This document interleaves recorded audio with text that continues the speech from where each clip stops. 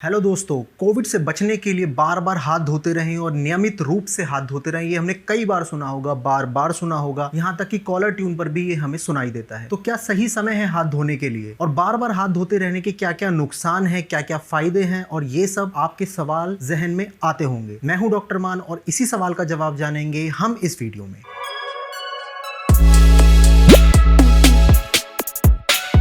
हाथ धोने के लिए हम लोग यूज करते हैं साबुन या फिर सैनिटाइजर। साबुन को बार बार हाथ में लगाने से जो उसका केमिकल होता है वो हमारी स्किन के अंदर पेनिट्रेट करता है, जिसकी वजह से हमें इरिटेशन, खुजली या फिर इरिटेंट डर्मेटाइटिस जैसी प्रॉब्लम हो सकती है। तो उससे बचने के लिए भी हमें कुछ कुछ चीज़ों का ध्यान रखना पड़ेगा और क्या हमें करना चाहिए वो भी मैं इसमें बताऊंगा। लेकिन आपको पहले ये जानना है कि आपको बार बार हाथ नहीं धोने। इसका मतलब ये नहीं है कि आप बस हर बार सांस लो तब हाथ धो, ऐसा नहीं है। जब आप एक बार अपने कमरे में चले गए और आपके पास जितना भी स्टफ आपके पास है, अगर आप उसे यूज करते हो तो ये नहीं है कि बार बार आप स्टफ चेंज कर रहे हो तो आपको हाथ धोना चाहिए। एक बार आपने हाथ धोया और जो आपके कॉन्टैक्ट का स्टफ है वो आप यूज कर रहे हो तो बीच बीच में जाने की जरूरत नहीं है। जब आप अपने कमरे से दूसरे कमरे में जाते हैं उस वक्त आपको हाथ धोने की जरूरत है, ताकि आपके हाथ से इन्फेक्शन दूसरे कमरे में ना जाए, और दूसरे कमरे से वापस अपने कमरे में आते वक्त भी आपको हाथ धोने की जरूरत है।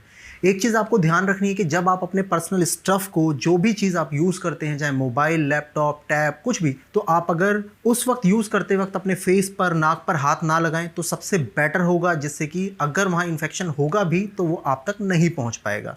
तो आपको इन चीज़ों को अवॉइड करना है। अगर आप कोई काम कर रहे हैं, डेस्क वर्क कर रहे हैं, तो उस काम को करते वक्त उसे कंप्लीट करने की कोशिश कीजिए। आप बार बार स्किप मत होइए, जिसकी वजह से आपके हाथ इन्फेक्टेड होंगे, आपको हाथ धोने पड़ेंगे।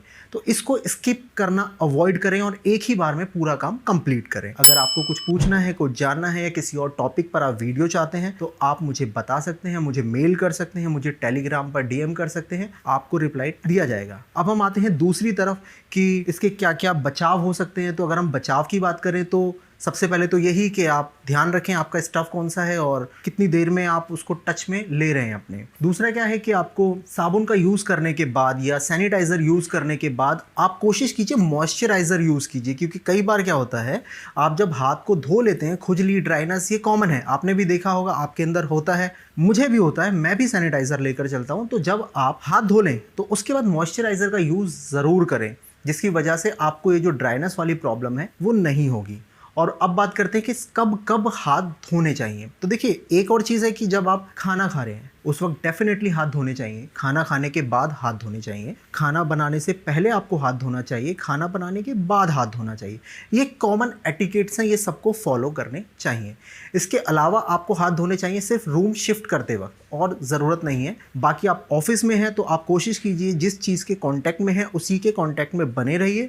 फेस को टच ना करें, आंखों को, नाक को, मुंह को टच ना करें। तो इससे आप एक कॉन्टैक्ट डर्मेटाइटिस जैसी जो प्रॉब्लम है, खुजली है, उससे भी बचेंगे, और अब बार बार हाथ धोने वाली जो एक लत सी बन गई है उसको भी बचा पाएंगे। लेकिन इसका मतलब ये नहीं है कि आप बिल्कुल ही हाथ ना धोएं, ऐसा बिल्कुल ना करें, आप सैनिटाइज ना करें, ये गलत बात है। बिल्कुल ऐसा नहीं करना है। करना है, चीज़ों को ध्यान रखना है, फेस को, आँख को, नाक को टच नहीं करना है, हाथों को। हाथ को काम करते वक्त एक काम को कंप्लीट करके जब दूसरे काम की तरफ स्विच करें तब आप अपने हाथ को धो लें। Till there, live long without fear. After all it's a matter of health. Thank you.